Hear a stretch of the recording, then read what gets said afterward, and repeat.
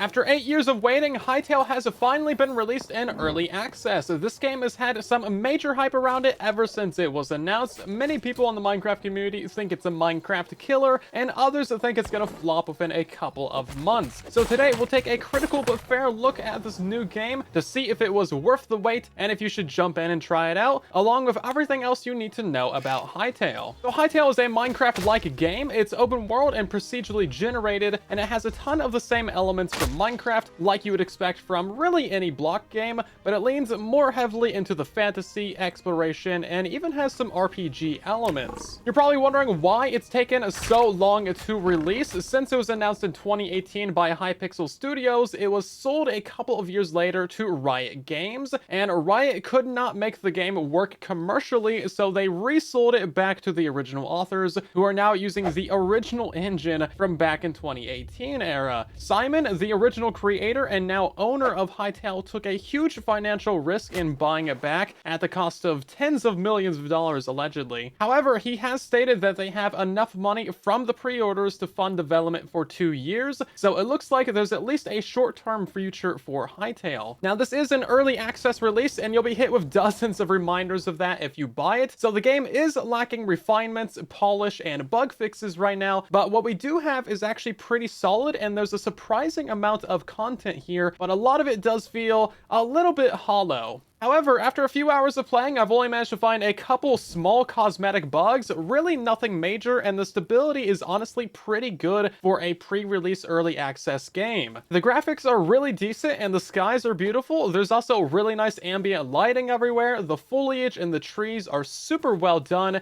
and since all the trees are a one-hit kill, you can do a lot more with them aesthetically than you can in vanilla Minecraft. I'm sure we're all aware of how bad those are to chop down, but overall they world generation is a lot slower and seemingly pretty poorly optimized. They want 64 gigs of RAM to max out the render distance, and I get some pretty major lag spikes on what looks to be 12 chunk render distance. Now, the world is pretty tall, but it's still shorter than Minecraft's, only going from Y0 to Y320. Right now, I feel like performance is probably the biggest issue. This game heavily leans into exploration, and it's fun, and there's a huge variety of mobs and enemies to find and fight. Literally 240 different mobs, and you will need to go find them all to unlock things later on. Now, they're all actually really cute and interesting to look at. The character design overall is super solid, and luckily the loot tables are split into different groups. So there isn't 100 different types of meat for every passive mob in the game. They all drop the same meat, which really helps with the inventory management. There's also at least 100 or so different biomes and sub-biomes to roam around and discover, and the world generation is surprisingly seamless with good biome transitions, and I've barely found any world generation issues,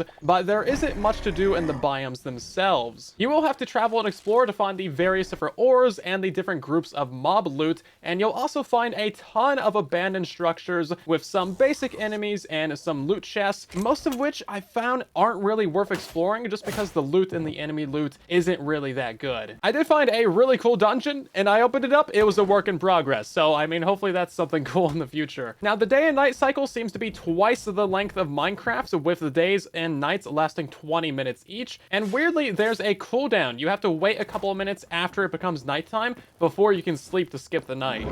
Outside of the bare bones beginning of a story and a ton of exploration, there isn't a ton to do besides grind away at upgrading your crafting stations. The story is fairly basic right now. You're dropped into this open world and you're trying to figure out and remember what happened to the previous civilization here. Near spawn is a portal to the Forgotten Temple, which is in another dimension, and it locks you into adventure mode, so you can't break, build, or kill anything while in there, but you can trade with some of the mobs, and there's a shrine that when you first approach it will unlock mob memories. So now every time you get near a new mob, you will unlock a memory, and you have to collect at least 50 to 100 memories in order to unlock new crafting recipes and gear. It only took me a couple hours of exploration to actually get all 100 memories. Now, there's a ton of work in progress signs all over this area, so seemingly there's a lot more content to come in this area, which is great because it's kind of like the main hub for quests and for the story. Now, there's going to be a lot lot of combat in this game, and luckily it's pretty fun. There's tons of new weapons and weapon abilities even,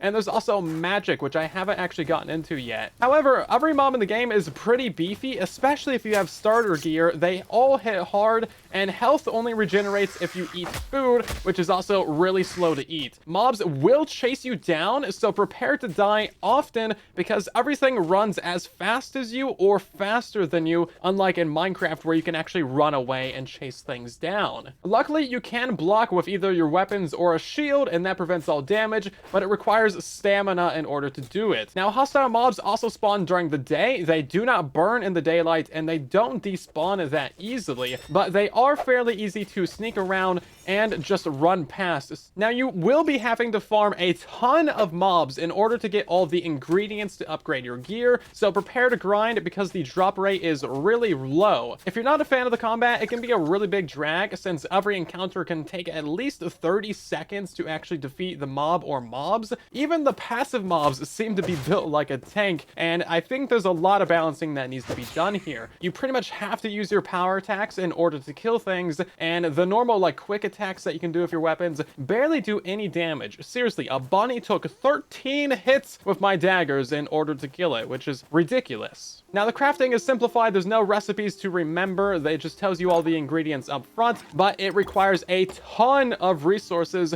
and the crafting isn't instant. If you want to make dozens of arrows, you'll have to wait for them to craft and stay in the interface until it's done, or it will cancel the craft, which is honestly just slow, and I think this should be changed just for convenience of life. You also need a ton of grindy resources to upgrade your workstations so that you can craft the better tiers of gear, which will require hours of grind work to fully unlock. No joke. Honestly, I'd recommend it just going for the nearly free copper armor to start out so you don't die so easily, and then just hoarding and grinding every single resource that you can to fast track the crafting station upgrades so you can skip multiple tiers of gear and go straight to like adamantite. The other sets of gear are so expensive that it just doesn't seem worth the effort to craft them when you need those resources to upgrade your stations anyway. It also seems like they went out of their way to make the default controls as different from Minecraft as possible. I went through and remapped everything so that it would be as close to Minecraft as possible, but that introduced some weird keybind conflicts, and honestly, I just want to be able to use right click to open doors and chests, Simon, like a normal person. Of all the things that should have been stolen from Minecraft, the keybinds seems like the major one. No one wants to press F to open a chest.